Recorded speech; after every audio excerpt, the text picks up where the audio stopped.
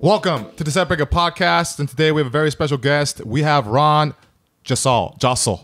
How do people say? What's the Filipino way is Josol? Take a guess. Ron Josol. Josol. It's more. Josol. It's Josol. no. It's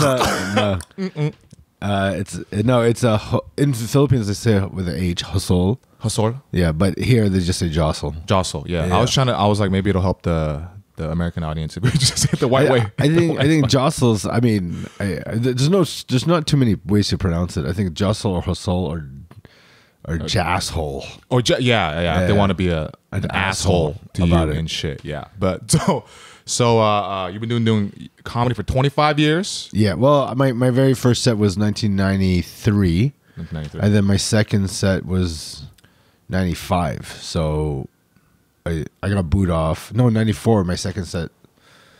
95, second set is 97. So I got booed off in 95, my first set. And then after I came back in 2 years. Okay, so. Yeah, because it was like, whoa. I didn't think you wrote jokes. I thought you just went up and just talked. And then people just laugh. I thought that's how it worked, but no. Like you if you don't have an actual setup and a punchline and something funny to say, they're not just going to make you be, they're just going to laugh. Yeah. You have to have like a structured, whether you make them laugh by a physical thing or a punchline or a story, you need something. You can't just talk. You know, that doesn't make any sense. But some people, I thought like WWE was real too. I did too, man. Yeah. Do you remember when The Rock got hit with a sledgehammer while the guy was holding a sledgehammer in a limo, and then the limo drives and hits The Rock in the chest? I can't remember, but I seen there was one where they actually threw somebody off. It was like Hawk or Animal, and then like it obviously fake, right? Because they pushed him off this giant ledge. He was like, ah, but you didn't see where he fell. And then they just panned in, and he was on the ground and he was crawling. I'm just like, no, he would have been dead. I think. When did you realize it was fake? Oh fuck. I think I one time I was watching a bunch of I was like 8 years old, 10 years old, and I'm like, how come? I go, that didn't hit his face.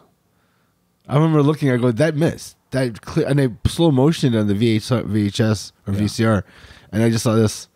I'm like, is this real? And then finally, I asked my friend, and he goes, yeah, there's some real ones and some fake ones. And I was like, oh, show me the real ones. He goes, these guys are real. And then they showed me Road Warriors. I go, yeah, that looks real because they would beat them up so fast. And then I saw one Road Warrior fight where they slammed him on the, and it obviously didn't hurt. And then it was on the concrete. Like he threw him lightly, and then I was like, I still don't think this is real. Yeah. And then I just started asking and thinking, you know what, this whole thing could be fake. I just don't know. But there was no internet back then, so you couldn't Google if it was real or not. Yeah, so you felt like, is it just me that thinks this? Yeah, because if the internet was around back then, you would have figured it out because someone would have said it was fake. Mm-hmm. Like, there was no, magazines wouldn't tell you it was fake, nothing. And I don't even know if they actually admitted it was fake. I don't even know if they ever still do. I don't think they have. No, they'll say it's entertainment. They kind of speak like how Trump speaks to his party. It's very dog whistly and a lot of codes. They don't say it's fake, He'll just say it's entertainment. Yeah. And like porn stars, it's entertainment. Oh, that's real, man. Yeah. Well, real entertainment. No, they're in love. Oh yeah. They're all in love. I don't think you know. Oh fuck. The contract in porn is if you're not in love with him, you can't have sex because that's wrong. Oh my God. Against the church.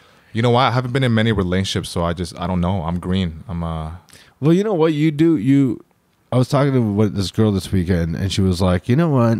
She's an LA girl. She's like, I've been banging all these different guys, and I just know one thing. Relationship guys have sex differently from player guys. And I was like, what do you mean? Player guys bang you so good, but you don't care. It's like fireworks. So you just don't remember it too much. And then with the passionate, more relationship guys, you remember them while you walk home. Like, damn. Yeah. And I'm like, really? She's like, yeah. She's like, you have to know what you are, because if you're in a relationship and then you bang a girl that is in a relationship that kind of works. But if you're this player guy, if you're a relationship guy and you want to bang this slut, the girl that's really promiscuous, it may not even work out. You just made me realize something. So when I was in Boston, and then there's a girl from Boston that flew to me. Yeah. And then, we were fucking over the weekend, not this weekend, but a few months ago. And then she was complaining that it felt like I don't care about her. You're just using her a step above jerking off. You're just using her pussy as your hand. I feel like that's what she was kind of inferring, but she was saying that she felt like I wasn't there. I wasn't present and all that. You're not there if you're a player. You're only there when you're when you care in a relationship, because players or guys that just, and I have both. Mm-hmm. Some girls you want in a relationship, but if you're banging and not in a relationship, you turn into that, and then when you get in a relationship, you slowly go back to relationship sex. It's a different sex. Because there's a little bit more connecting. Like, I don't know shit about women. I just know what I've heard, and this is not hearsay. This is what they've told me through experience of what their experiences is that what do you call it?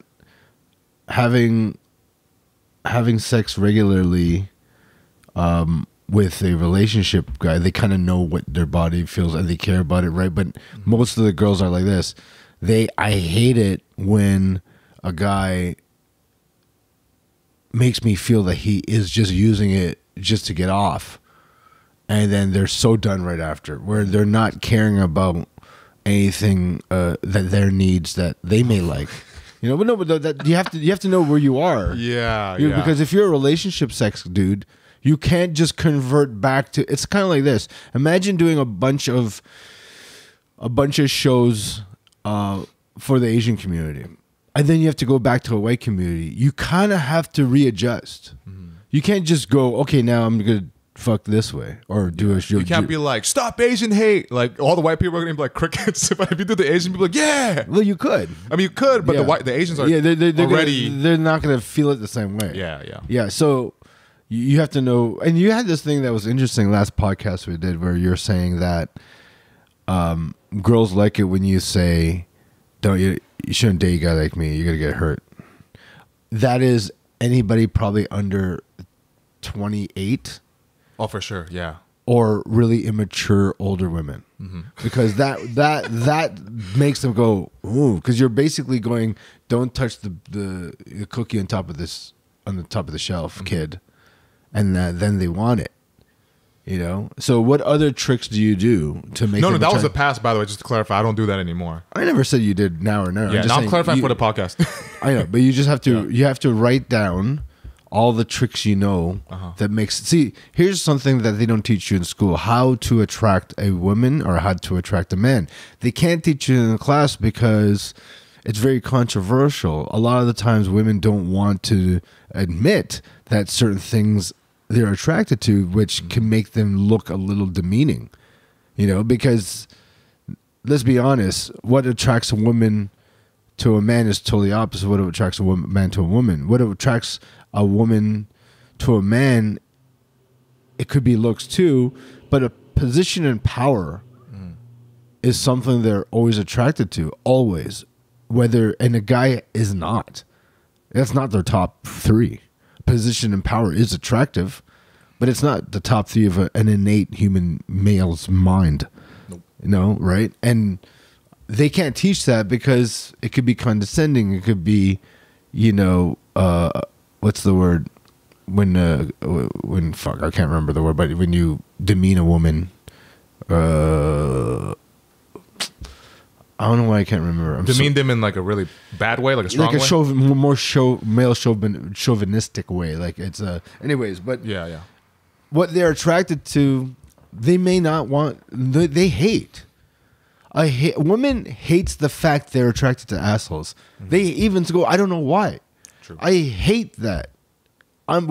Same way we like to eat bad food. I hate the fact that I love bad food. It feels so good, though. It tastes so good, but if you break yourself down and build yourself back properly into eating habits, of which I've done many times, it takes a long time So if I start eating healthy for a good 2-3 years, or even a good 6 months, to go back to junk food, there's a when the body doesn't like it. There's like a stage where it just doesn't. It kind of rejects it. It rejects it for a bit, and then eventually it's like if I had a cigarette right now, I couldn't inhale it because I quit for 8 years. Yeah. Right. Menthol though. Filipinos love menthol cigarettes.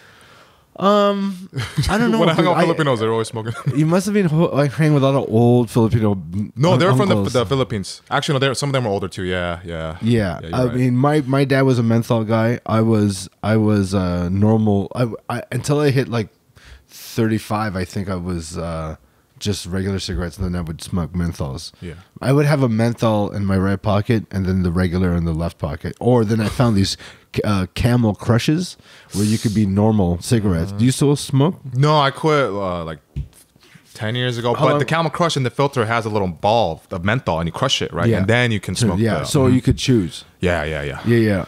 Options. Yeah, so after I quit, I was just like, you know what? Before that, I was like, I loved smoking so much. I can't do it now. Like to transition back, it's like being if you're like training your body to work out and it gets addicted to it and it gets a normal routine, you kind of set these weird parameters in your brain that make you do certain things. And then when it breaks, it's like if I work out for a week straight, I'm hooked now. Mm-hmm. If I break for a day, I know if I don't go back the next day, it's going to be a week. Because your body starts to go, let me get used to not doing this.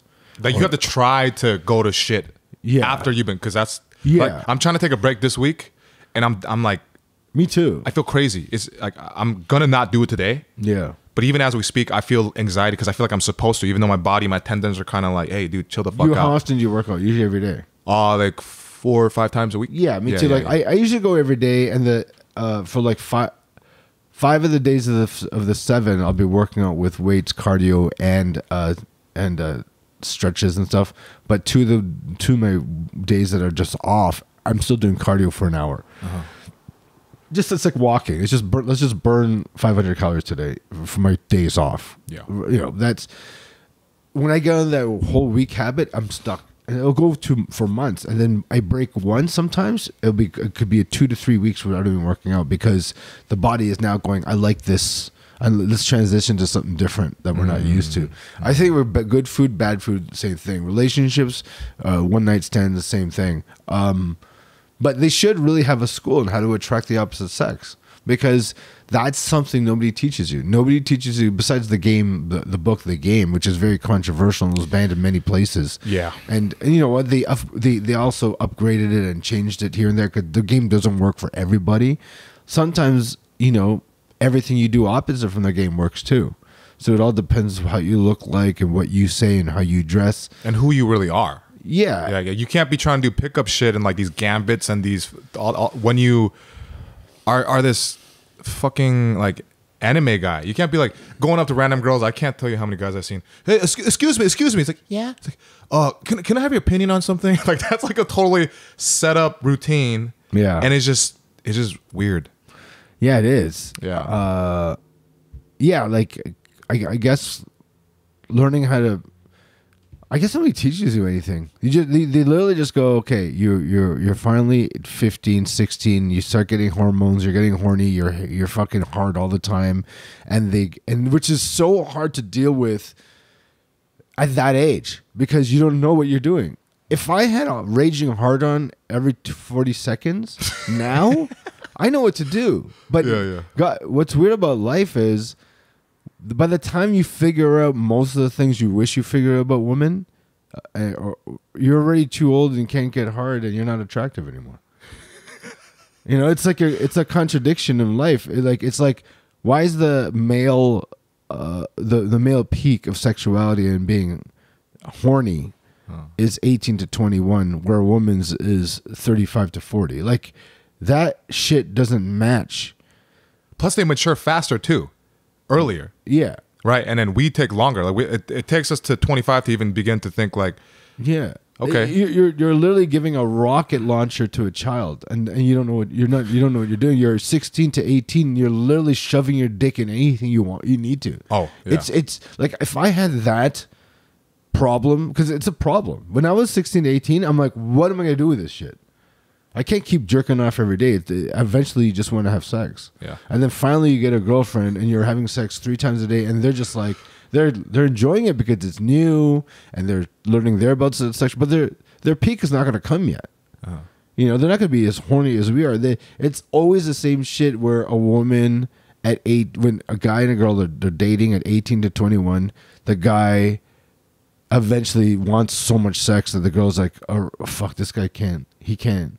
It's rare to see the reverse, where a female is more hornier than a guy at 18 to 21. Yeah. But my age, like, honestly, my last 2 girlfriends, actually my second last girlfriend, she was in her prime and I wasn't. And she was like, I need it like 3 times a day now. It's too much. And I'm like, fuck, that's how it was when I was 18. I wish.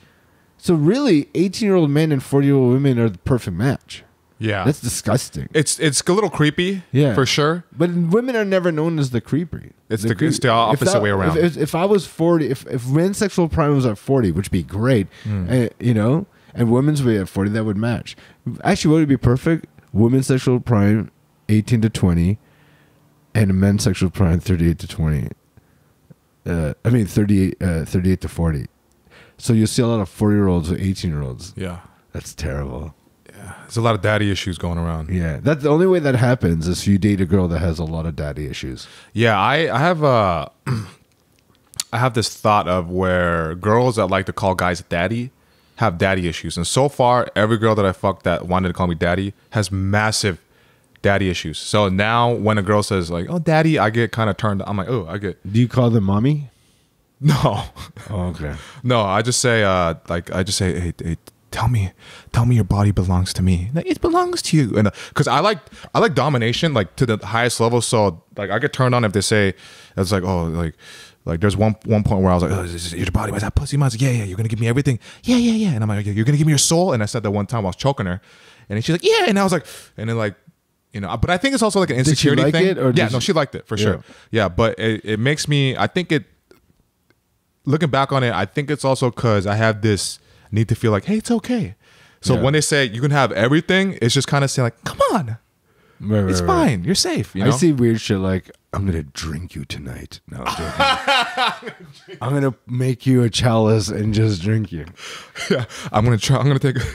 I have a time traveling machine. I'm gonna go back to the medieval times and I'm gonna put you in a chalice after I melt you. You know, that's the weirdest thing to say. I have a time machine. I'm gonna go back where your dad was fucking your mom that made you, and I'm gonna kick your dad, and I'm gonna fuck your mom and make you.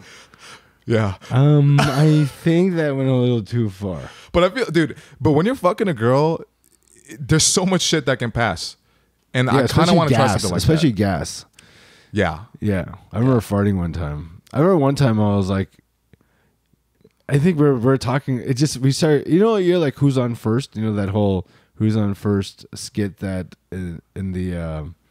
It was like, whose pussy is this? Your pussy, my pussy. Well, it's my pussy. Like, eventually we were just laughing because I said the wrong thing. Oh, okay. You know, it's like, I own that pussy. That's my ad. You like my pussy? I mean, your pussy. Oh, fuck.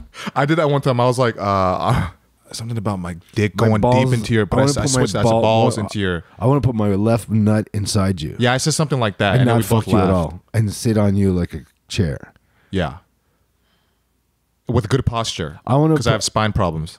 It would be weird if you said, I want to do you doggy style while I'm facing the opposite direction, so one of my nuts is banging you. I want to put a strap on behind my back, yeah, and then thrust backwards like we're butt bumping, yeah, but into your pussy. That's you know, I bet if you made up the grossest, stupidest thing, some girl would be like, "That's hot." I want to finger your nose until you come out of your ear. Fuck, that's hot. Yeah. Some girls get turned on by literally anything, as long as it has like a kind of like sexual context. You know what's weird? It's when a woman's that freaky, it guys freak out because it's kind of like when you see a Chinese girl that was born and raised in the hood and she speaks like a hood rat. You're like, wow, that's so opposite of what I normally see. Yeah, it's like, you know, you like normally women have to kind of like be passive, or what do you call it, be controlling, and not controlling, like they don't let it out, like submissive and hide it. Yeah. Right. Especially an Asian girl. And then when you see them like they're wild, you're like, whoa, that's a contrast of what I normally see. Opposite end of the spectrum. Like, what the fuck is this? It's kind of like interesting. It's like, honestly, like I was Kiki and I were doing San Diego. So we did Madhouse, and I just said, you know what Kiki is to a lot of non-Asians when she's on stage? She's the Asian woman that broke out of her shell, and who basically goes, look, we're all the same. I may sound have an accent, but I'm a mom. And it's almost as if the normal stereotype of an Asian person, especially Chinese, is, and Japanese mostly, I would think, not Korean as much, but very docile, quiet, very respectful, and very, you know, like what you said, you know, submissive. And then when you see that, the buildup of it, and they're like, fuck this shit. Hey man, I'm just like you. I just broke out of the pressure and the shell of people telling me to act this way. Yeah. It looks like right behind her is a broken half egg. Like that's what when she's all ranty and crazy on stage, I'm like, that's the Asian girl that snapped and said, look, why are we acting so submissive? This is not human. Yeah. It's almost, we have to break through this. You know, so a lot of really good Asian comics I find are like that. You know, and I find like when I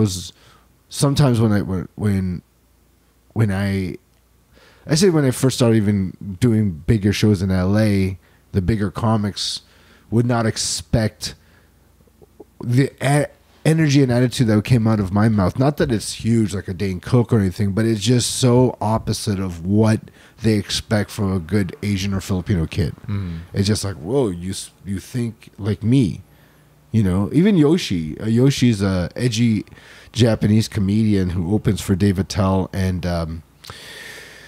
Jim Norton, and he's also on Tom Segura's podcast a lot. He opens for Tom Segura as well. They love him because it's exactly how they think, but in a Asian man, docile look and face. So they love it even more because every time they're like, you're like, they keep still feeling like you're not supposed to be like that. Yeah. But that's why you're even more special to us, and we like you more because you go against the mold. Yeah, and that's why Joe Wong's so. He not only he's so brilliant, but Joe Wong is so loved and accepted by the white industry so much because he writes and thinks like them through joke writing, but it comes from a face and an accent and a person that's not from North America.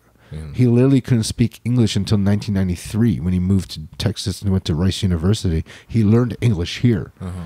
You know, how incredible is that? He was the first Asian, and probably the only Asian, that's been on David Letterman 5 times. Like, that's a lot. He's that good, though. Like, he writes exactly the way they wish people could write. You know, he is the epitome of what stand-up comedy is classically. You're not trying to do act outs too much. You're not trying to do any puns. You're not trying to do accents. You're not trying to do voices. It's just strictly great writing. But because it's on a face that does not really represent that kind of style, the juxtaposition is so big. You know, where if I did it, it'd be like, yeah, but you sound North American. You dress North American. This guy is not supposed to sound and look like sound and pull this shit off. It's that good. But that's how they see. But what I see is just a guy that learned how to do comedy, who's a great comic. But that's also because you're Asian, so you see past that. But also as an American, you can understand why. I see 3 ways. I see as an Asian, as a North American, and as a comedian. So when I see a comedian doing jokes, I don't give a fuck what the race is or what they look like. I go, that's a structurally great joke. That's an amazing act out and connection you made with the audience through whatever you did on stage through, even if you riffed it. So, and then then I add everything else. Then I'm like, okay, how are you as a comedian? If I watch a comedian, I'm like, you're a great comic. And then I go, oh, also you're Asian or you're black or you're this, and that makes it even harder because you're beyond race. You know, you're more, you can translate beyond race.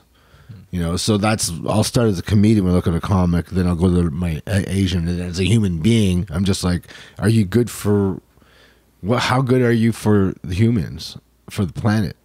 Like, opening for Russell, a lot of people don't know, as much as Russell does his predominantly an ethnic and cultural based comedy, he also is part of the ecosystem that allowed outside of North America to accept stand-up comedy as a North American art form before they had it there. Before they had stand-up comedy as an art form overseas in a lot of places. Australia and UK always had it before, probably almost the same time we did, but Middle East, you know, Scandinavia, Asia, a lot of these places, the West Indies, India, never had that. So they had their own type of cultural comedy that wasn't based on stand-up.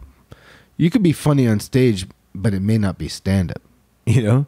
You could do a character, you could dance, you could play guitar, you could do all this, but it's not necessarily the stand-up style of comedy. Philippines, they call it stand-up comedy in the Philippines, POV comedy. Before POV comedy, it was you dress up as a woman, you wear fake teeth, you play some songs, you make fun of the audience, you bring a person on stage and take off his shirt and pinch his nipples and put some clamps on him, like some like weird fucking, you know, like that's their standard comedy since the beginning of Philippines history. And until POV comedy came probably 15 years ago, their veterans are only 15 years in, you know? So before that happened, the comedy to them was slapstick. It was dressing, cross-dressing. It's making fun of the audience, making fun of somebody playing songs. And then when the first stand-up comic who blew up in Philippines from America, this guy Rex Navarrete, he brought it there around 2004, and they were like, "You don't have a guitar? No, you're not dressing up as a woman? No, you're not. What is this?" He's like, "It's just me on a stage with a microphone," and they're all like, "Why would we pay for that? Like, there's not 4 other people?" Because performance normally is singing, dancing, band, songs. You know, few people on the stage, but one person with a microphone. They're like, "Why would I pay for that? It's so, you don't bring nothing. So basic, so simple. Where's all the extra things?" Yeah. Well, we're not gonna pay for this shit." But then, first time I saw Eddie Murphy when I was 8 years old, I go, how can one person be so entertaining with nothing around him? It's just a blue background. It's a blue carpet. Blue drapes. I'm like, I pictured a million things on stage, though, because what he said conjured, invoked energy and emotion and pictures in my head. So until that happened, they're like, we didn't understand. They're like, whoa. You made us come up with all the ideas and pictures that made us laugh. You didn't have to visually make us laugh. You programmed me to think of it. And everybody may think of something different. Eddie Murphy's whole bit on the ice cream truck or the barbecue, you were just picturing him as a kid trying to get ice cream and his mom and dad's throwing him down money, because I remember stuff like that.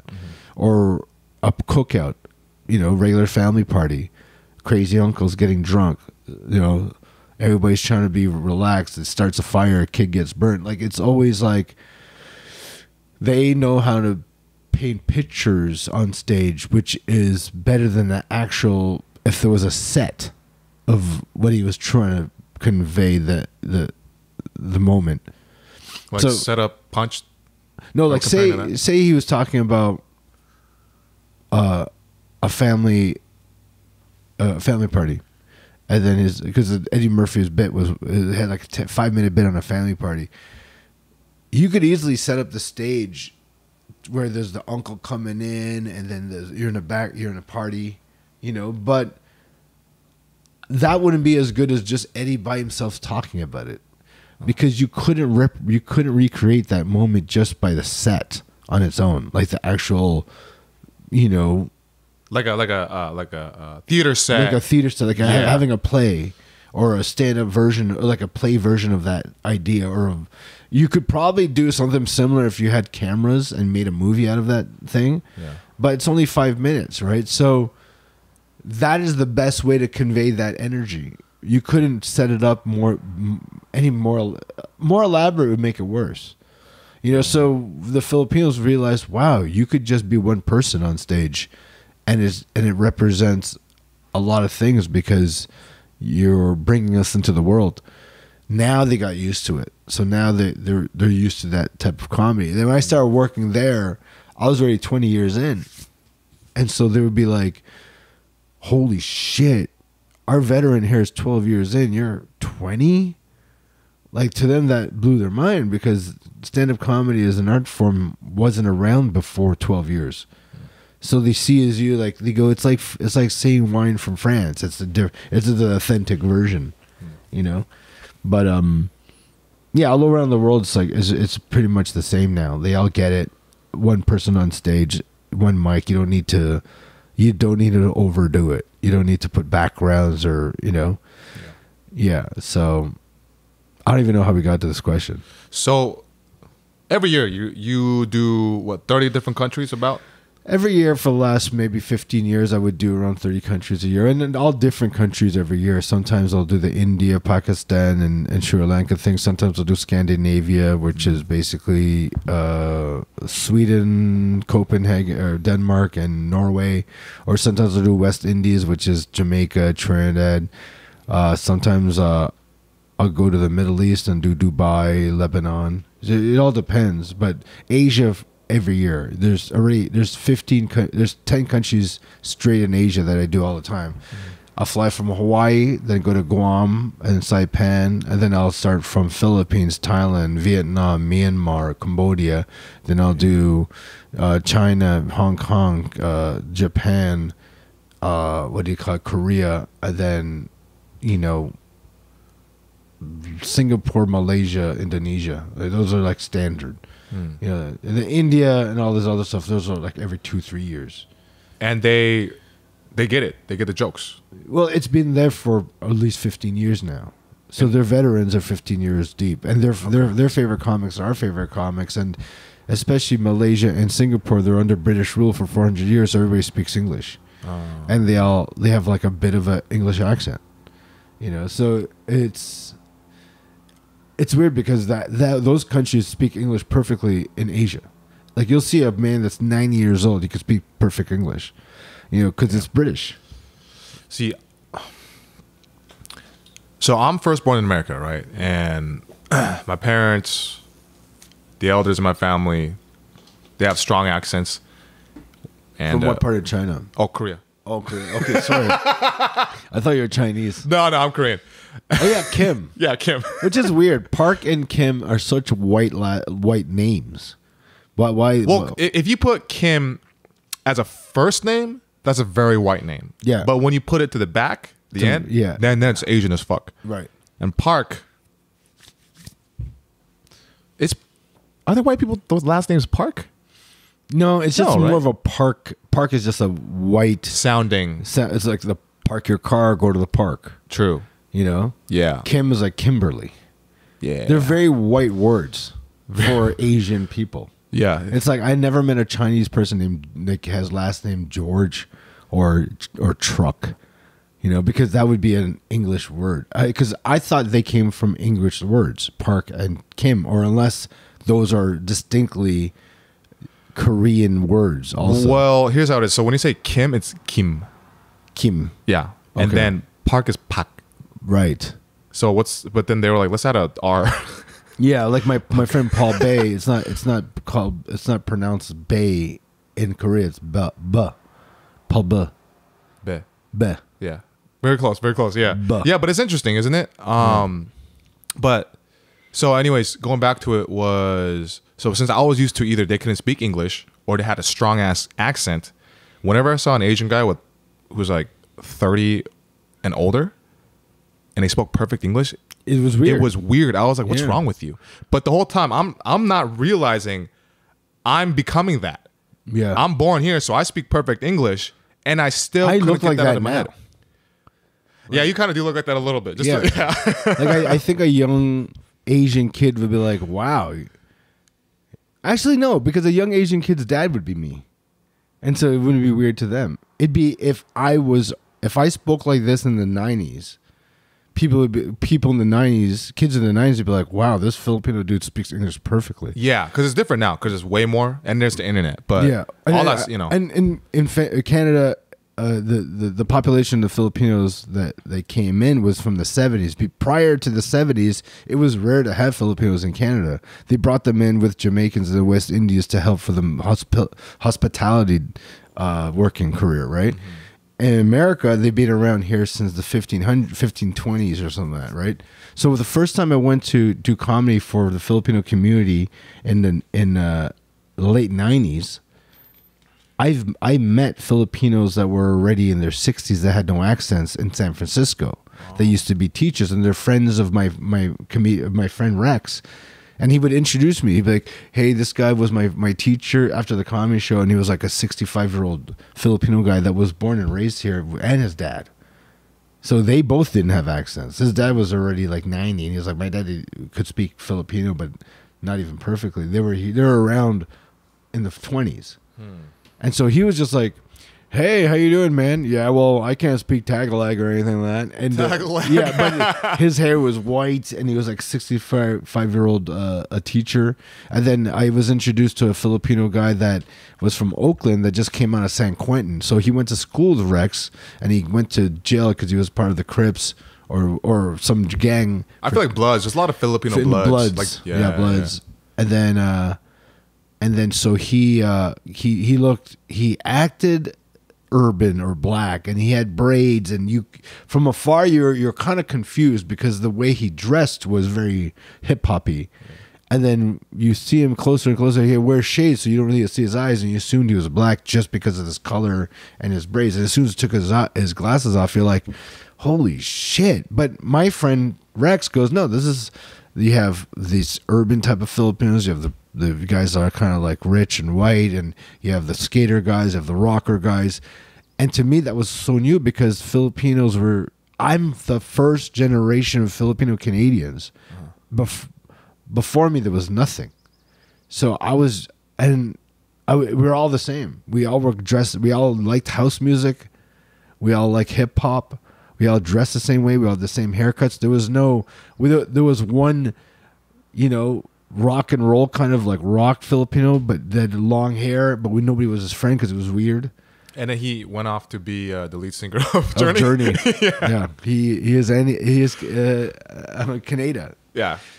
Yeah. So coming here was amazing. My first experience doing comedy I've been doing comedy out here since, let's say, 1999. I started in 97 in Canada, but I started most of my career has been in the U.S. I have to think about it because I started here in 1999 and I started going back and forth, and by I started getting into the clubs in 2007, 8, 9. I got on most clubs except Store.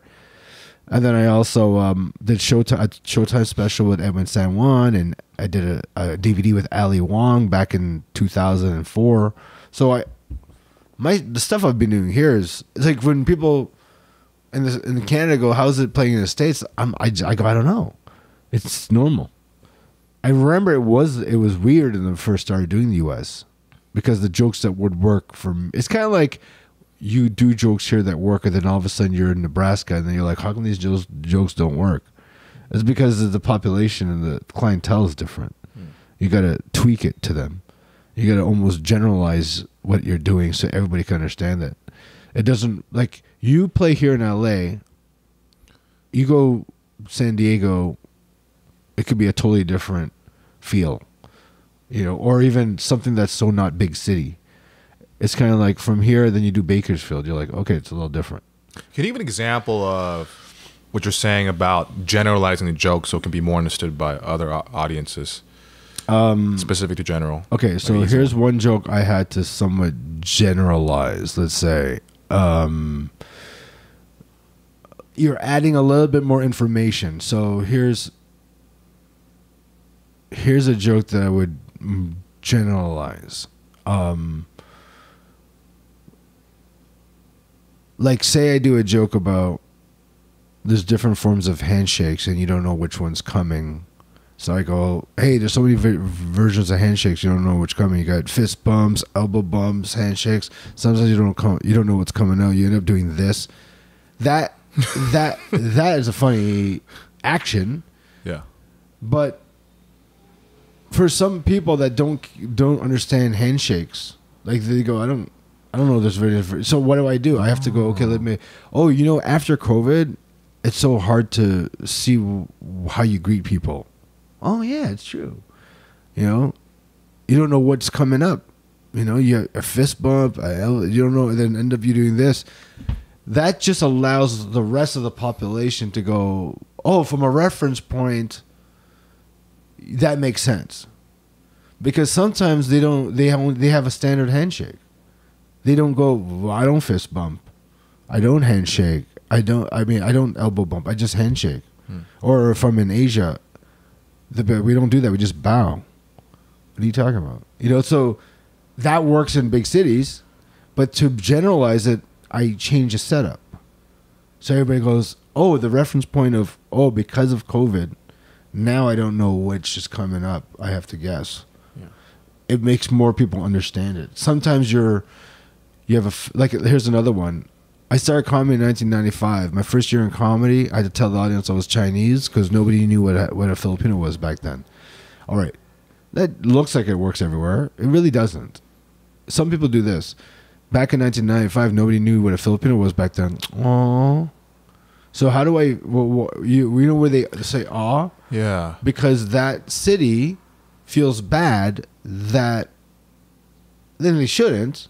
What they got from it was different from the big city. A big city audience is like, that's funny because back then nobody knew Filipinos. Now we all know. But a city that's small, like let's say Omaha, or like, whatever, they're like, oh, we still don't know Filipinos. Right? And it's sad that we don't.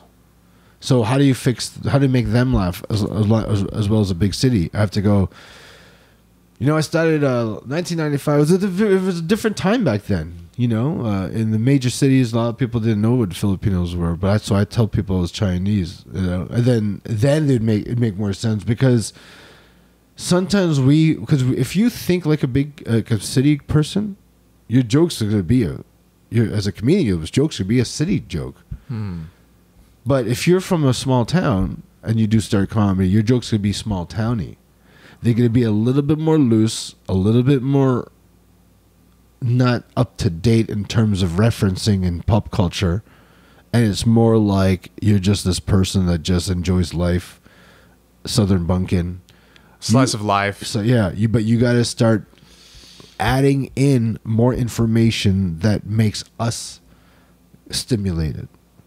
Like talk about the call-out culture. Let them know that you know what's up as a small town person. Most small town comics are comedians. I think even Canada and Toronto, probably 80% of them are from small towns and they want to decide to do comedy, so they went to Toronto. But they learned how to be. They're actually more woke than the Toronto comics because Toronto comics are just themselves. They're already woke. They're from a city that's woke. Small city comics actually have to learn about the wokeness, and then they become even more woke. They're almost like Filipinos that are half Filipinos. Usually, are more Filipino than full Filipinos in the city in North America because we're just us. We're already authentic. Yeah, they have to prove that they're Filipino. Yeah, so they have to learn the culture even more. Yes. And yeah. So the small town comics have to prove they're woke. They have to prove they're a big city comic. They never are. They turn into that even more than us because we're just the big city comic no matter what. Damn. We're city people no matter what. We don't have to try. I don't have to try to be more Filipino than any half Filipino. But a half Filipino goes, I want to be able to be accepted by you. And to tell you the truth, I accept them more when they act that way. They have to show more. It's sad, but it's true. Yeah. If they act like me, I wouldn't accept them. Yeah, you'd be like, you're bullshit. Yeah. Yeah, you're just white passing. You're white passing. It doesn't matter. Yeah, I could act like this because I'm full. Yeah. You know, I could do anything I want, but they have to go. So most of the Filipino half girls growing up dated the hardcore ugly Filipino guys because they go, well, it's weird because a lot of these girls that I've met, especially that moved from small towns to LA, bang celebrities because it makes them it makes them feel like they're part of the industry. It makes them feel like big time, which is why those half Filipino girls would bang. You said the ugly full Filipinos to absorb their essence of the mahal kita. Yeah. Well, that's love. But I know. Love is not. It's not the juice. Yeah, so that would be love juice. Yeah, totally different. Very different. Yeah. So they basically, you know, the ones here in LA, I met so many of them that, you know, I'm having sex with Justin Bieber. I think you know, it's this guy, and then later they go to therapy. You know, a lot of them go to therapy. Everybody I know goes to therapy. Yeah, but it's just like after fucking Justin Bieber and these big celebrities are like, why do I do this? Yeah, so they go, you know why I do this? They're already now self-aware because someone, you know, fucking analyzed their brain. They're like, because I have a low self-esteem and I came here to become famous and rich and successful, and having sex with someone that's rich and successful and famous allows me to be part of that, even though I'm not. Yeah. Right? And even though it's not, it makes them feel they're part of success. To fuck success doesn't mean you are successful. You're successful fucking a successful person, but it doesn't give you any cred. But it gives all the girls that do the same thing the same more credibility. So she's going through these lists. I fucked Justin Bieber. I fucked P. Diddy's son. I fucked this guy. I fucked that. I'm like not impressed because I'm like, why do you? That's not a hard feat if you're a cute little chick. Yeah. And she's like, isn't that? You don't think that's cool? I'm like, no. Yeah. I know a lot of celebrities, and they tell me how many girls they sleep with. And they're just tons of just coming in. They call anybody they want. It's just another number. Yeah, but to them, they think that it's impressive. They're not looking at they talk so much to their girlfriends that they think people outside of that group think it's also impressive too. So she's bragging to me, and I'm like, dude, I'm a 46-year-old dude that knows celebrities who doesn't care about that shit. You just basically showed me how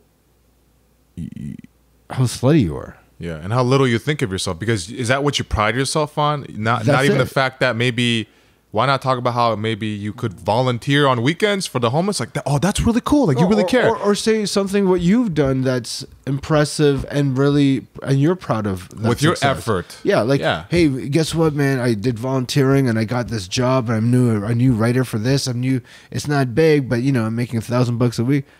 That's so much more impressive than telling me you fucked Justin Bieber. Because I know there's probably 1,000 women that got fucked from 1,000 sure. Bieber. Yeah. What is impressive about that? To me, nothing. But to their rest of the girls that are doing what they do, that's so impressive. But she forgets I'm not a chick. She just thinks it's impressive. It's like me going, yo, I just opened it for Russell Peters. And she's like, who is that? Oh, he's a comic. So what? But other comedians are like, dude, that's cool. Yeah, in my world, it's cool. Our world, but I'm not going to bring that idea to a non-comic world. Yeah. She doesn't understand that her world is different from my world and everybody else's world. Unless you go meet someone that's sort of part of your world, that's impressive. Yeah. She just basically, it's like me going, I opened for this. I was on Just for Less 10 times. I was da-da-da. She'd be like, I don't know if that's good or not. And to me, I'm like, I don't know if fucking Justin Bieber is good or not. Like, what? I'm a guy. Why are you telling me this thing? Which is kind of like going back to the thing about you saying big city comic jokes small town. Yeah. You have to be aware of who you're talking to. Yeah. So and what they know. If she was bragging the same way she was doing comedy, I wouldn't laugh at it. Same way I'd be bragging about open for all these other stars, they wouldn't laugh at it. So you have to adjust. You have to understand where you're from, what kind of comic you are, what kind of person you are, and then make that adjustment. When you don't know, that's why people don't do well. Because they're like, I can't believe I bombed.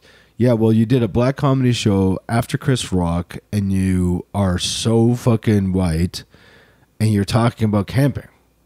And I know this gets standing ovation in fucking Texas or whatever, but you can't just do the same act everywhere. Yeah, I don't go fucking camping. Even if you made it funny, they may not laugh to the level a person that goes camping laughs at. Yeah. Unless you make fun of how shitty camping is, and they love that. But some people don't understand that there's so many factors involved in this game. By not understanding, if you don't do it especially if you don't do it enough, and if you haven't done it a long time, you can't figure shit out just in your first 2 years, 3 years, 4 years. You have to do too many shows. I used to do like 5 shows a night for my first 10 years. Damn. A night. Like I was literally going up, fucking 30 times a week. That's crazy. Yeah. Shit. So how many? I know it's like wrestling. When I grapple, the more you grapple, you kind of know different body types, and different body types have different strengths. Different body types have different speeds, and sometimes you fight a big dude, a fat guy that's super strong or super weak. But every time you do, you go, I remember this. Your brain does. You don't consciously. Your brain does. Subconsciously. Yeah. So stage time or mat time or driving time or flying time or sailing time is all necessary to be great at something by understanding it. So if I went on 5 times a night for the first 3 years of my life, I probably understand the dynamics of different shows more than someone that didn't. But that person may be able to get a late night show before me because what they do naturally on their own just happens to be what that late night show needs. And I'm like, well, I just did it every day for fucking 10 times and I can't get shit. Well, you're probably better on the road. But what they did specifically did something that was an interest of a late night show at the time. So there's no rhyme or reason, but by understanding all these dynamics, you don't get bitter, you don't get angry, you get happier, you understand, you bomb less. Like there was this Indian kid that came to the show who I seen him in the Laugh Factory. We did a Laugh Factory show for PK's Asian night. Oh, I know who you're talking about. What's his name? Vinny. He's like 21. He's really young. Yeah. He doesn't know. So he went up on Russell's show. Russell put him on Thursday. Russell's nice. He's a new kid. Didn't do well. He didn't know 100% if he didn't do well. Because he doesn't understand what laughter level he should be getting in a room of 500 people. If you've never played that, you don't know what you're supposed to hear. So I know I'm supposed to hear a laughter level that's a little bit higher than the average comedy club because it's more people. And it comes like this rather than I understand that. But if I don't get and I get this, I'm like I'm dying. Like little baby beach waves. Yeah. Versus that. Yeah. Okay. And so he didn't know. Obviously, he didn't get those big waves because he's not good yet. He just didn't know. Wow, was that good or was it bad? I'm like, well, dude, you've never played this club, a big club before. He's like, I played clubs. All right, stop being defensive. Just listen to what I'm saying. You haven't played a club like the Irvine Improv, which is a mega club that's 500 seats to 600. You never played that. If you have, you'd be better at it. And you'd also know if you did bad or not. The more you do something, the more you understand it. It's kind of like this.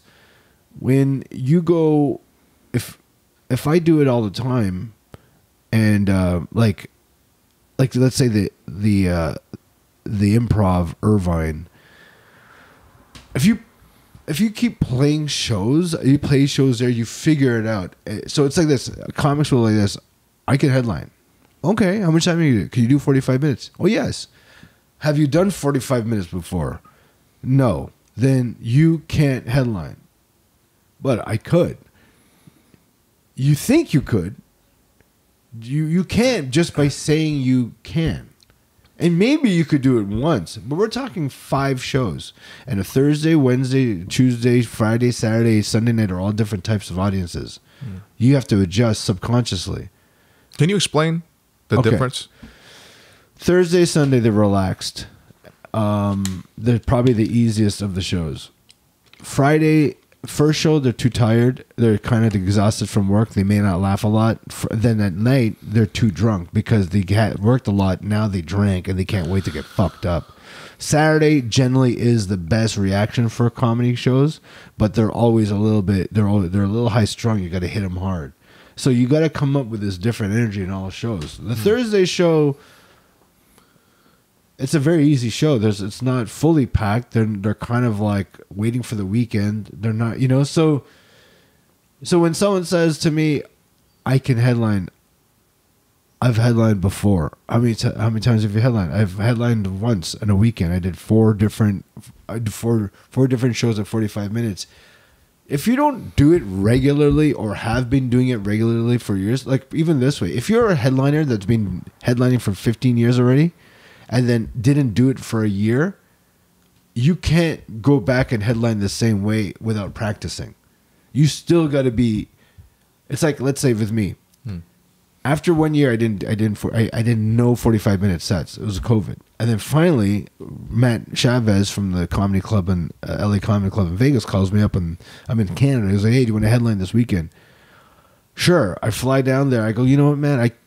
First show, I already knew I couldn't." I go, I need 2 months to practice to get back to the level I am as a headliner right now. I'll get there within a month or so, but I can't do it right now.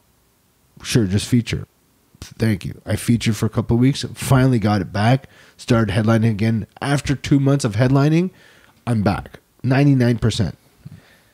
That's after understanding I have to work at it for 2 fucking months.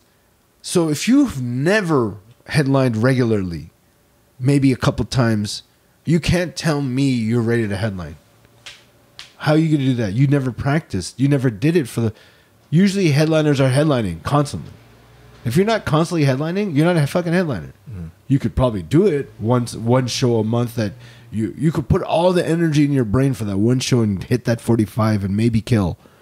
But you're not going to do it 5 times in a row. And you're not going to do it every fucking week. You're going to start dying, and you're going to start restructuring, and then eventually you'll get it within a few months or a year. If you don't do it regularly, you can't. I cannot trust you in killing a headline set. That's the truth.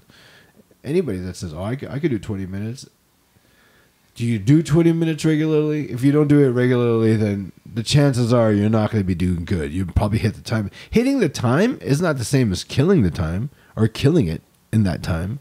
You got to kill it. You got to constantly kill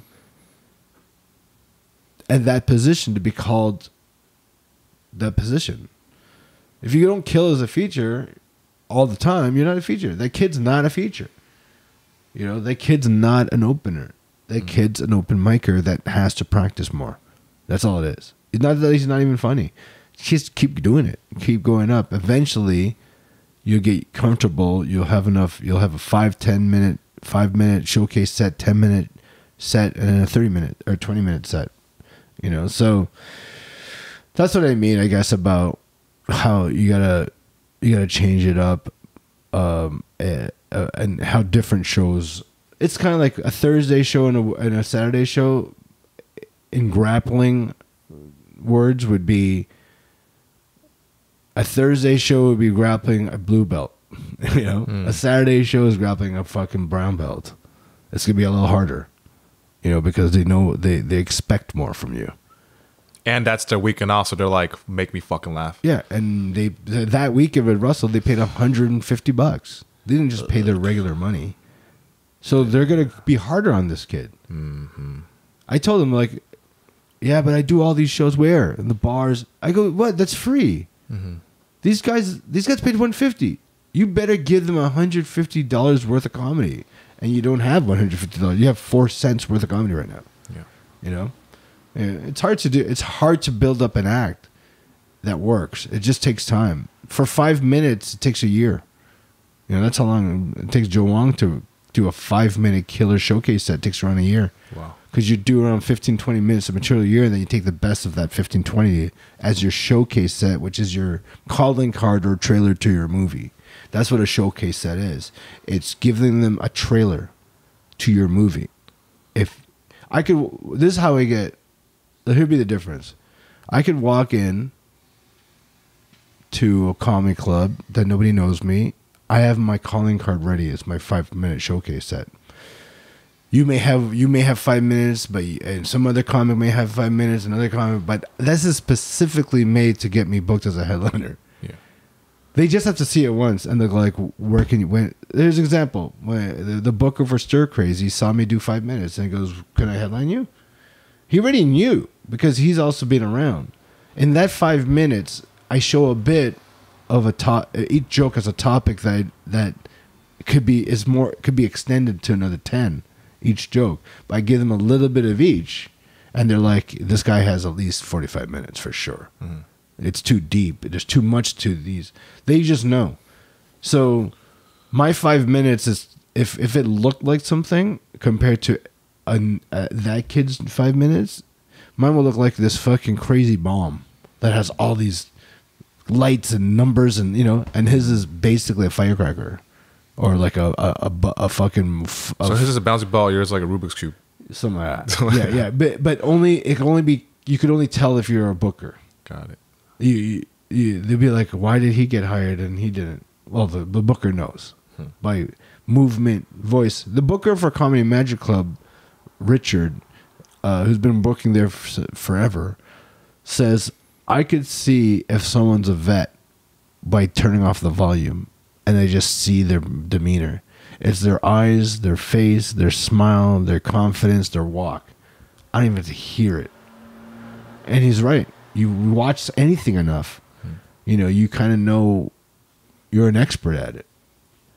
So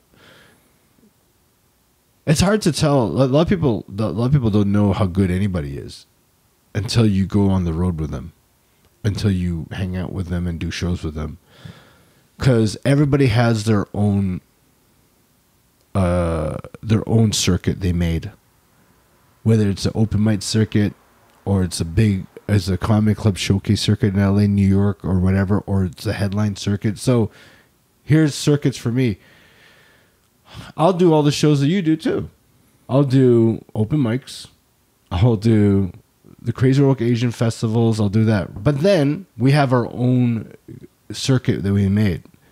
I could do a 30 countries in their comedy clubs and 30 comedy clubs across Canada and US, and also do a taping once a year on TV.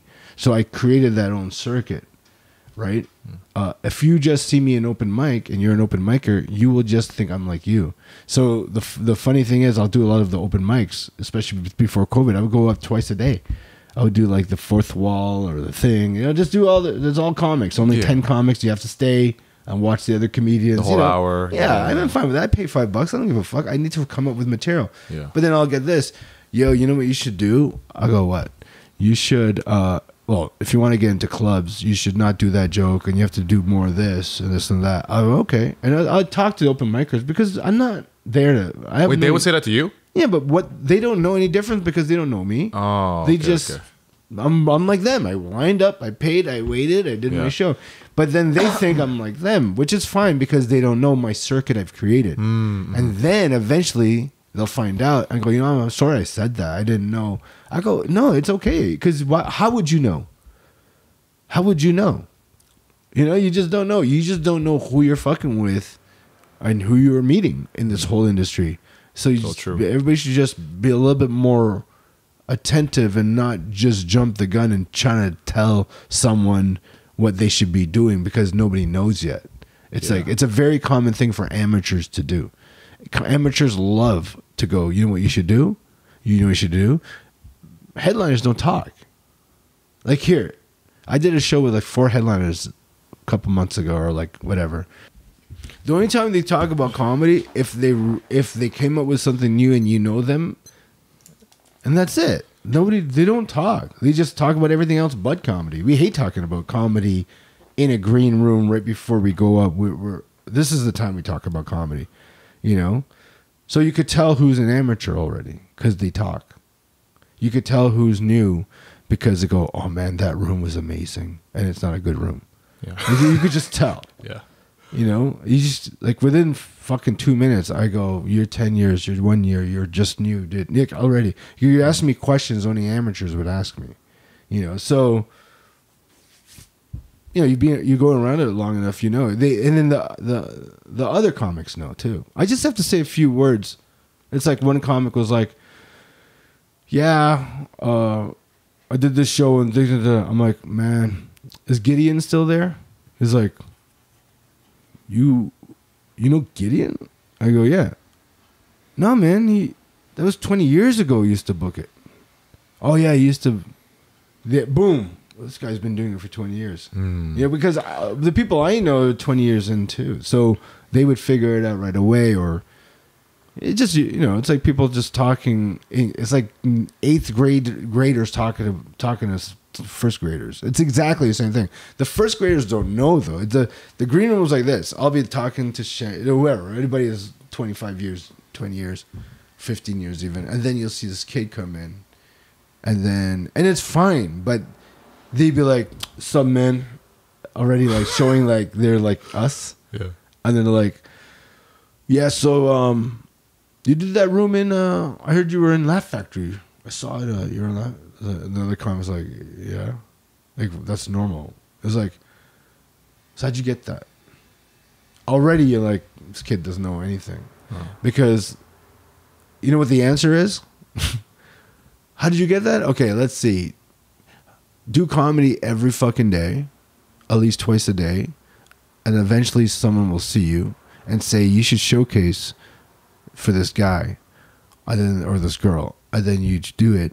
And then you get onto this other room, and then you showcase again, and then this person will hook you up with another room, and then it just builds up all the way to that. You know, because that's the truth. You just have to be around long enough, and someone sees you, and then they go, you should showcase for this person. And then eventually you get to the right person that you showcase for, and they're the ones that are the button pressers, the green light pressers in the comedy club circuit, the big ones, the 5. Comedy Magic Club, at Laugh Factory, Store, Ice House, and Improv. Those are the 5. Flappers is great too. Ventura Comedy Club, great too. J Spot, West Side. All those are great, but those are not the meccas because they've been around the longest. God. They don't change.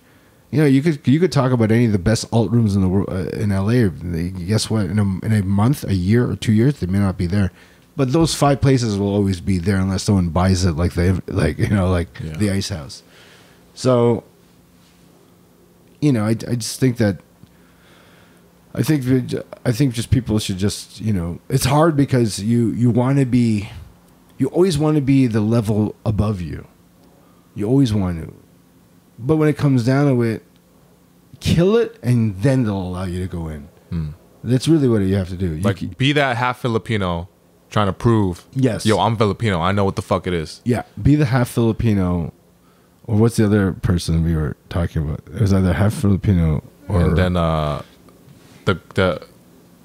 one that fucks the full Filipinos. Yeah. Fuck the full Filipinos. Yeah.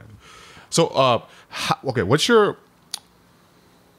advice then for open micers who only have 5 minutes and are trying to build like this a set? Should they keep doing the same exact set?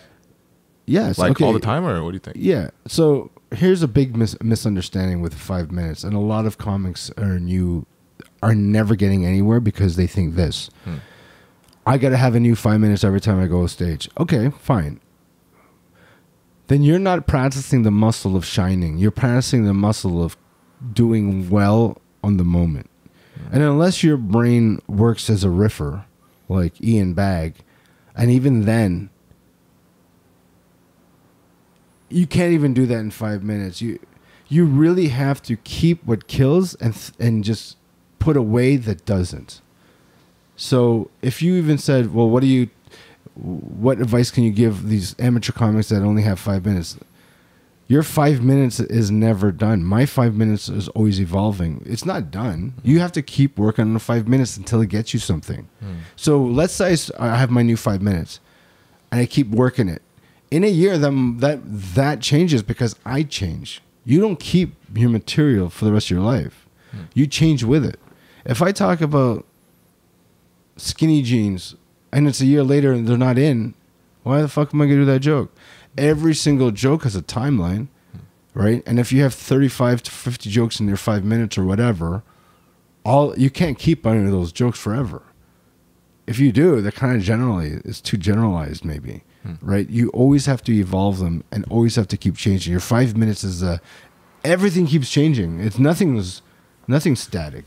They just have to keep doing it over and over and over and over again until they get a big laugh every 4 to 5 to 6 seconds, or let's say every 5 to 10 seconds. Get a fucking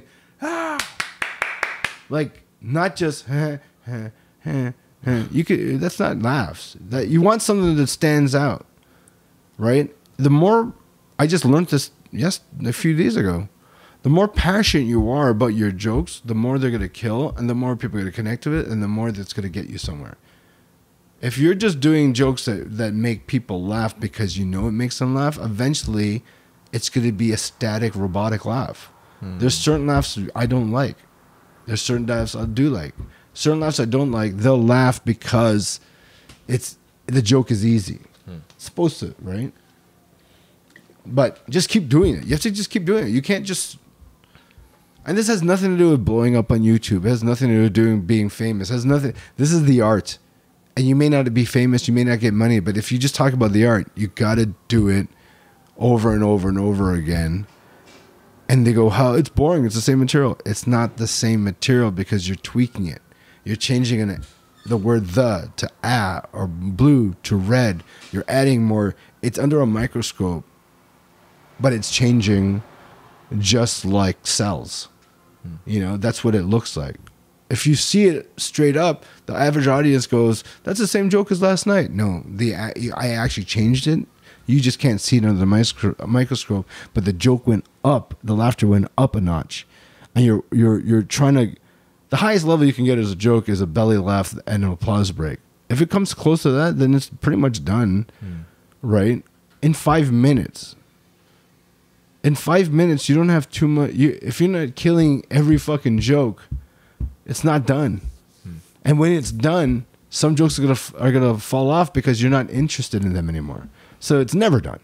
They just have to keep doing it until the level of laughter in their 5 minutes raises. They have to keep... If they say, oh, it's done, I'll tell them straight up, it's not done. It's never done. Even when it's done, it's going to change. But what if there's potential for the joke still? I mean, like big time potential, and they've been working on it and they're just disinterested. Then it doesn't work because your interest has a lot to do with the delivery. As much as you're acting, because eventually we're not going to find none of the stuff we do funny. Everything can't be funny because you say it 10 times, it loses its luster. You still have to be interested in the topic and the idea. And I love this idea. If you lose that love, you can still do it, but subconsciously, bookers and audience members can tell you don't love it. That's what a hack is. A hack can kill in a very basic way, and the audience may even go, he was funny, but I like the other person better because they said something that I liked and I was interested in the passion and even though the hack killed more. An industry understands what a hack is. A hack has done material that's been done before with other people. It's through trial and error, but they're not connected to it, married to it, or even invested emotionally to it. So you could tell from the untrained eye can't tell shit, but trained eye can go. I've seen hacks kill showcases where industry was like signing comics for just for laughs or whatever. The person that killed the most was the biggest hack, never got signed. But the person that didn't kill as much, that had original thought and was passionate and had the laughter level proper in relation to the joke, got the sign. So if you lose the interest, really hard to make that enjoyable for yourself. You know, I rarely do stuff that I don't like. Sometimes I have to do more than my normal time. I have to, but that's a money decision. Yeah. It has nothing to do with my art. My art remains at 45 to an hour, and I like everything in that. But how do you make it more fun? what do you like talking about? Be honest. What interests you in life? Be honest. Name 3 things you love to do, and not sexual. Obviously, sex is a big thing, but outside of that, Karaoke. I fucking love singing. so if you talk about why you love it so much, you'll probably find a joke. And second thing, go. I like personal development, like self-development. I basically like to analyze myself all the time, like constantly in every situation. Okay, like, then that's another thing. You have to pick something that is very analytical about yourself. And is there anybody in your friends or family or person that you know, respect, love, or love to talk about? I mean, you could hate the person, but it's so funny, and you like, I just have to talk about this person. Do you ever bring up other people to friends and introduce to who do you like as a person in your circle of friends? You know, a family member or a person in your past that you don't know anymore that you would love to tell. Is there a story or a person that you like to tell a story about? Whether good or bad? Yeah. It's just funny? Yeah. Yeah, there's one guy. Who? I'm not gonna say his name, but he's this guy who was very like narcissistic. Like he would use us to help him get girls. Like he would have there was 3 of us. It was me, I'm the Korean guy, and then there was this girl, Chinese girl, and then there was this Ethiopian guy who was a scientist. So what I realized was he would always introduce the girl to us, and he would talk about us. You got to meet Mike. He's Korean. He speaks Korean. I'm like, I can't speak Korean. I go, what the fuck? And he'd be like, oh, and Elaine, you know. So she's the girl to make the girl feel safe. Oh, he can have friends that are girls. And then the science guy, like, oh, I'm cultured. I'm smart. So he would use us to add. That's what I realized. Right. Yeah, like I call it like the trifecta of fuck. Yeah. You know what I mean? So that's something that like I always use him as a reference point for like. So that's a type of person you're passionate about or talk about that's interested in you to a level that affects people. When you're interested in it, it's like this. A lot of people go like this. I don't know where to take out a girl. You know what? They obviously like certain places they like to go to. But if you're passionate and you love a place, if a girl likes you, she will like that place in a way because it's part of your what you like. If she's not a good person and goes, I'd rather go here, then that's the type of girl you're dealing. But if you're dealing with a really nice girl that you want a relationship with, chances are she's gonna like most of the things that you like because she likes you. I like this, because it's part of you. It's what you love. It may not be the best place I like, but I know he likes to go in these mountains and have a dinner in the fucking mountaintop. I guess that's cool, but I like the fact that he likes that. So the audience is the same way. The audience likes what you like because they're affected by energy, passion, interest. So it almost doesn't matter. It doesn't matter what you talk about. It's how you talk about it and how much you care about it. Yeah. But then if you're talking about that, right, and you're going based off of interest, they always got to say like, okay, your intro joke or get them to like you in the first 30 seconds, something like that. Mm-hmm. Do you have any tips on that? Yeah. Without saying I'm Korean or I'm this, Have shorter jokes in the beginning. That's all it is. It's like you write a bunch of jokes. After a couple of years, you have 10 minutes or whatever. You could break them down and on paper go, what is the fastest joke and what's the shortest joke, right? The fastest ones make them trust you right away. Oh. Right? Mm-hmm. The longer ones get them to know you, but sometimes they'll lose interest if it's too short and it's too long in the beginning. You kind of want to grab them quick. It's kind of like flashy cars get women first, then your personality. Or like a nice body. Yeah, it gets them first. But you can lose that if you don't have good meat, like personality in there. Mm-hmm. So same with comedy. Your first jokes, catch them. Do whatever you have to do to fucking go, whoa. And then if you're not famous, that's what you have to do. When you're famous, it doesn't fucking matter. I want to start slow. It all depends, Here we got to go quick because who knows before you? You could be first in the show in the lineup. You could be last. And you have to follow Shang. You don't know. Just wake them up. Get them. Because your positioning is. It doesn't matter where you go. You have to wake them up, and then when they're on your side, you can take your time. What are the sure tell signs where you're like, oh, they're on my fucking side? They're not talking to each other. Their eyes are like this. They're leaning into you. Like a little kid who just saw like Batman or something, like just wow. Yeah, just like wow. that. There's wow. There's they don't know they're in a comedy show when you have them. Yeah. They're in a different state of mind. A lot of people like sex because it brings them to another place in their brain. A lot of people like comedy clubs because it brings them to another place in their brain. You want to bring them to that place in their brain where they're no longer thinking it's a comedy club and they went out. They're just in a universe that you created with them. It's a pick a mentality thing where they say bring them into your world, into your reality. Yeah, so it's a similar concept. Right? Yeah, well, it's hypnotizing them in a different state because there was a hypnotist comic that I worked with who was a hypnotist for 40 years. He still does it, therapy, but he finally brought it on stage. But he also started comedy too. So he's been doing comedy for 20, and he was like, he's older man. He's just like, I didn't notice this, but comics put them into a different alpha waves because they're laughing and what happens is your brain opens up endorphins when you're laughing and when you're hypnotized too.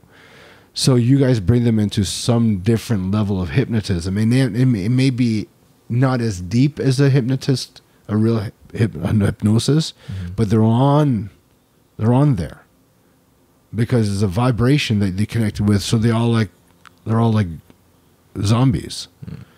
That's what you need to do. That's why it's harder to follow certain comics because they're still hypnotized by the last comic. Oh, that's why people are like, fuck, he crushed like too. They're hypnotized now. Oh, they're stuck. They can't stop thinking about that person too. Unless you are a good hypnotist too. Yeah. You could unhypnotize and rehypnotize. But if you suck at that, you're not gonna get them. You're not gonna get them laugh, even though you're funny. You have to rehypnotize. You have to unhypnotize. Or change the fucking canvas or the clean slate. And then do something. And first time I got past in Laugh Factory was 2009, and my first show was I had to go after Dane Cook. That was till today it was probably the worst show I've ever done. Wow! Like I actually met some girl online. She came with me to the club, and Dane Cook did a 45-minute spot drop in. He wasn't scheduled on the show. He was Dane Cook at 2009, which he was the biggest comic at the time. He decided to do 45 minutes, and I had to go after him, and he got a standing ovation when he left, and I went on while they're chanting Dane and clapping. Oh, fuck. And would not leave. And eventually they realized Dane was going to come, so they left. Fuck. And I was left with 50 people out of 200, and the girl that I brought was gone too. Fuck. Yeah. That's how serious this is. And so I'm like, how do you fucking funnel Dane? So I seen comics that did. And I realized they changed the slate. They had clean slate. They did things to shock them. They did things quick. You can't, right? They did things to make them forget about him. And that's a hard thing to do because sometimes you don't have the proper joke to follow somebody, but you do. You just you didn't know which one it is.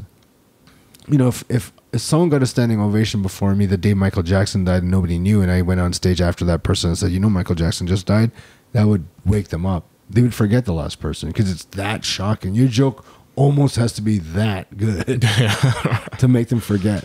Yeah. Yeah. Or you could just lie like, hey, my mom died this morning or something. They wouldn't care. They still wouldn't care, right? No, yeah. no. They're like, I don't know you. Why should I feel sad? Probably spit on your I don't face. care about the fucking, the shooting and blah, blah. So fuck you. Yeah. Unless you said there was a shooting across the street. Hey, man, did you see that guy across the street? He shot this guy in the head. That's fucking crazy. Oh, my God. And then somehow turn it into a joke. Yeah. Like, I apparently they said he was going to come into this place, but he skipped this one and shot the next 5 buildings. So we were pretty lucky. And like, oh, thank God. Right. And then they forget. Maybe. Whatever you have to do to wake them up and change their minds from the last person. It doesn't even matter if it's funny yet. Killer funny. It just... Oh, I forgot the last person. So a lot of jokes. When I say I just flew in from Canada, I didn't. But that's enough for them to go, whoa. I go kind of still locked down to the end of summer. Holy shit. You guys have been open since fucking July or whatever. I think they've been... OC has been open for a while. Yeah. I don't think they ever really closed. Yeah.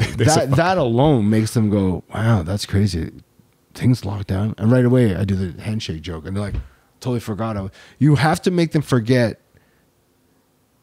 that they're in a comic club and they're expecting a laugh. Because when they expect a laugh, their guards are up. You have to go, hey, you know what? Did you know that I just flew into the thing? And they're like, oh, really? That's so fucking terrible. You know, oh my God, you just punched me in the face. You have to make their guards down. And by how do you make their guards down? Because as soon as you go up, their guards are up. So what do? You say something that throws them off that's not funny, but it's going to be funny. Oh, okay. See, I always thought it had to be funny real quick, but I'm like, this usually hits at some other place, but it doesn't hit right now. But that's because they're not with me. They're just no. You're not connected yet. So it doesn't have to be funny immediately. You know, an avatar where you have to connect the thing. With the blue alien. Yeah, a lot of people don't know that that's a real thing for crowds. If you don't connect with them, you're going to lose them all the way. You have to connect with them by saying something. Doesn't have to be funny, but you have to be part of that avatar with them. You have to go, hey man, I just flew in from the thing. And they're like, oh really? Oh my God. They have to just go, they have to like you. And it's as a human first. If you don't do you could just do standard one-liners. Chances are it could still work, but they're not be there. It's not the same as connecting them to your first thing. You should say should connect them to whatever you want them. I just shaved my head. This just happened. I just flew. It's always connect with an idea. The joke's not supposed to be there yet. You know, Eddie Murphy was the king of that. I remember one of his things called Stand Up in New York. I was just outside and I was there standing and this guy came up to me and was like, buckwheat. And I was like, I don't know about you, but he was like, I come from a predominantly black family. I don't remember any relative with the name of buckwheat, so he always had something that connect him to the audience. Like, I'm a normal person. I was outside right before the show, yesterday. It's just a connecting. It could be anything, but you're just making them forget about the last person and going, look, this is a new thing and this is an idea, but it has to be interesting. It has to be like, oh, that's cool. Tell me about it. It can't just be like, so I just walked here. Who cares? Yeah. This guy just hit me on the face before I got here. What? Like something different. Something that, you know what it is? It's coming home from school and telling your parents just what happened. Oh my God, this thing, really? Oh my God, sit down. Tell me all about it. That's exactly what it is. Yeah, because parents, they see the kid every day. They're like, oh, okay, whatever. Fuck it. They don't give a... You're definitely helping. Well, you helped me a lot. Like, there's a lot of things that I didn't really... I've always heard people, say certain ththings about this and that, but you clarified a lot, and I know this clarified a lot for a lot of people as well. And it's so weird. I probably know the answer to most of the questions. I just don't know. I just know it's there, because you do it enough. You're like, I know the answer to that. Really is like example. Throw me a question that you always want, like that confuses you about comedy. Because you're 2 years in, right? Yeah, 2.5. That's including lockdown. So you still started when you started. How do you do this? Like, that's a question most new comics. How do I do this? How do I get into this? How do I start doing this? How do I do it? Do you have any of how do I questions? Oh, do the there's a 5-minute set. Does it have to all be like this flow of like a story that all naturally flows and has to stay on like the same topic type of deal? It's what you love. If it's you want to create, it's not. And see, everybody's doing the opposite thing. They're like, what does the industry want? No, it's what you want. The industry comes to you. Oh. It's not what the industry... You can't judge what the industry wants because they don't know what they want. When they find it, everybody goes to... Louis C.K., he's an older man that's balding, who's fat, who talks about how much he hates his children. They didn't write that down. That's so true. Yeah. They go, we're looking for a fucking pale fucking Spanish / fucking white dude that's born in Mexico that hates his fucking wife, who's a Slav. They didn't write that down. He presented it to them because he wanted that. And they're like, I like that. They don't know what they want. Oh. But then when they pick Louis C.K., everybody's like, we got to be C.K. now. Everybody... We got to be Mitch Hedberg. We got to be that. You don't got to be that. You got to do what you want to do, and they come to you. Fuck, that's just like life. Yeah. Like when you're talking to girls, like before when I would try to be somebody else, they could see through it. But then when I started giving less fucks and just whatever I was, I don't know what that was. I couldn't categorize it. They started to like that. And you'll attract the girls that like you rather than for you. You're attracting girls that like the character you created. You cannot keep up. They'll see through it. Like the white guy that looks like Justin Bieber, so she dates that guy who looks like Justin Bieber, but over time after fucking him and that she gets kind of over that fucking part, she's like, you're not Justin Bieber. Yeah, but it got her. So that work gets girls and gets laughs, but it's not going to keep you there. It's not going to keep the relationship with the girls. It's not going to keep you booked in a comedy club because they eventually see you're a liar. You know, and when Kiki asked me a question and says, what makes good comedy to you? I go, someone that doesn't lie to me. I go, he goes, what do you mean? You could lie about the story, but you can't lie about your humor. If you're taking someone else's sense of humor because you can't find your own sense of humor, I can tell. Wow. Right? So you got to just do what you want. So remember, this is a fun thing. People are not making it fun because they're going, what do they want? You fucking insecure piece of shit, low self-esteem motherfucker. Do what you want, create it yourself, and they will come to you. But the time you turn into the person that they chose, there's a new person in line. You know how long it takes to be someone else's persona? It takes a fucking lifetime. By the time you figure it out, there's a new person. You're going to follow him now too? Do yourself, hope they come to you. If they don't, fuck them. Do yourself, if the girl likes you, good. If they don't, fuck them. That's exactly the same thing in everything in life. Do what you want to do. And the people will come to see you, right? And if they don't, probably we're not funny anyways. Do something else. Yeah. But if you're naturally funny, do what you want to do. They'll come to you. Yeah, it really is. And there's different levels of work. You could work, the comedy clubs. You can work the festivals. You can do your own shows. You can work whatever. Do what you want to do. Because when I was trying to be somebody I wasn't, that took 5 years away from me. 5 years. Oh, you spent 5 years. 5 years trying to be someone else, whether it was in a relationship or getting a girl or comedy. You don't want to waste that time. You got to just go, fuck, I like who I am. I accept who I am. I may not even like it, but this is who I am, and let's write about it. And if people come to me, they come. If they don't, I want to be a one-liner comic. Yeah, but if you don't think that way, you can't be that. I want to be a story. If you don't think that way, yeah, but the style changes like fashion. Comedy style changes just as much as fashion. People forget that, So you trying to fit yourself in these fucking bell bottoms, they may not be cool the next year.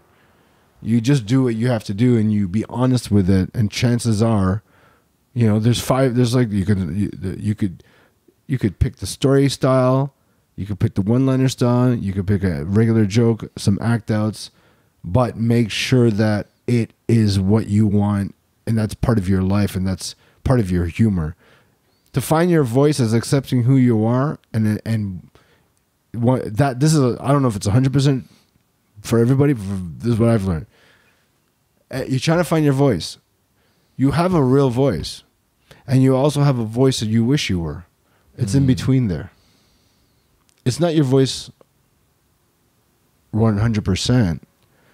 It's the voice you have plus a bit of the person you wish you were, because that's what you are on stage. You're a superhero. You're trying to be somebody else that's still part of you, but you are yourself. So it's in between yourself and the person you really want to become, because whatever you want to become, you will actually become, in a realistic level. Like, I don't, even if you wanted to be a woman, you could become a woman. But you just have to be exactly what you want to be. If you want to be someone else, like some people do characters, if that's natural and that's what you want, then that's good. But if you're just doing I'm going to do this joke. I don't like the joke, but I know it gets laughs. It's not enough laughs. I know a person that talks about, I love fucking big girls, who doesn't. Yeah. It gets a laugh, but you don't feel it's the connection there, because it's not it's like, is that really real? So I guess try to be as real as you can. It sounds so fucking cliche, but it's really what comedy is to me, is not lying to the audience about what you feel is funny. Anybody can steal an act, and anybody can do stuff that they don't want to do and fake that. That's not real comedy. That's you just presenting a form of comedy that is not you. You know. Fuck, because sometimes I feel like I have to be super deep and smart, and I'm just like, No. when I fuck around, like I like fucking around, you know. Well, I like that's just who you are, and we're all everything. We're not all okay. Some people are deeper than others. Some people are funnier than more goofy than others. What are you? when it comes to like the funny stuff, right? What you think is funny? Well, here's an easy way to find your character, almost your voice. Do you know who in your life thinks you're the funniest person? Like My closest friends. yeah, that's who you are. So be that. Yes.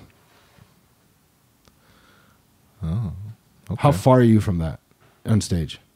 Hit or miss sometimes. Sometimes like I'm So like kind of in between there. you're Sometimes I'm on 50-50. point. 50-50, especially when I feel Make like it 75 I have to- and you'll start working. 75 on average. Yeah. Okay. Because it's hard to be your funniest self with your friends on At stage. open mics. I mean, in specifically. general. Oh, in general. In clubs, Yeah. right? Yeah. But if you could do 75% of it, chances are you're gonna get 100% here and there too, right? But it's Yeah. because you ever go in that stage, and we've all done it, where that audience just gets you. Yeah. That's There's been times. you want that all the time. I feel like I could say literally whatever the fuck I want, and I was like, "This is funny," but they're dying, so I was like, "Okay, Yeah. I'll keep going." So basically, that crowd is what the average famous person feels. Wow. That's what they get regularly because they're there for them. They get them already. We just happen to stumble upon a crowd that gets us, and that's one in every 5-6 crowds. Yeah. But the more you're yourself, the more those type of comics or crowd will come see you, and it'll be that much more interesting and fun because those guys are there for you already. Fuck, that's just like the social media shit. Damn. Well, You got yeah, man. yeah. So, okay, would you like to plug in your social medias? Real quick? Yes, it is at Ron Josol and the number 1, not the word 1, and that's it. And that's it. My Venmo is no. Yes, Ben was Ron Josol #1. But guys, all right. Well, thank you for listening. This has been another episode of the Setbreaker Podcast. And until then, I will see you on the next episode. Later, See ya. man.